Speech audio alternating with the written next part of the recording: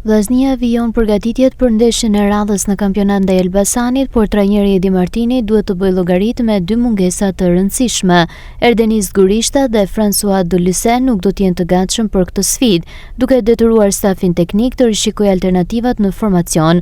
Gurishta mungon për shkak të pezullimit që nga sezoni i kaluar, ndërsa Deluce është diskualifikuar pas kartonit të kuq të marrë në përballje ndaj Skënderbeut.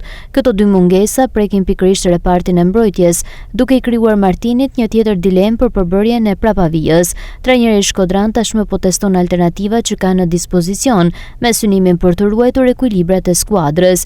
Një nga zgjidhjet që mund të përdoret është vendosja e Emiliano Mustos në qendër të mbrojtjes, ndërsa pjesa tjetër e repartit pritet të plotësohet nga lojtarët e gatshëm. Vllaznia nisi sezonin me një barazim 2-2 ndaj Skënderbeut dhe tashmë kërkon të marrë pikët e plota në ndeshjen e radhës ndaj Elbasanit. Për Martinin sfida nuk është vetëm përballja me Elbasanin, por edhe menaxhimi i mungesave dhe gjetja e kombinimit më të mirë të formacionit, sidomos pas problemeve të shumta që vllaznia shfaqi në ndeshjen e parë të kampionatit ndaj Skënderbeut.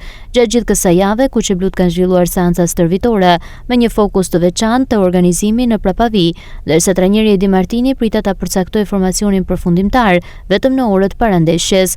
Këto dy mungesa janë një pengesë e rëndësishme për vllaznin, sidomos me organikën e këtij viti, e cila duhet thënë se nuk është edhe aq shumë cilësore sa sezonet e kaluara.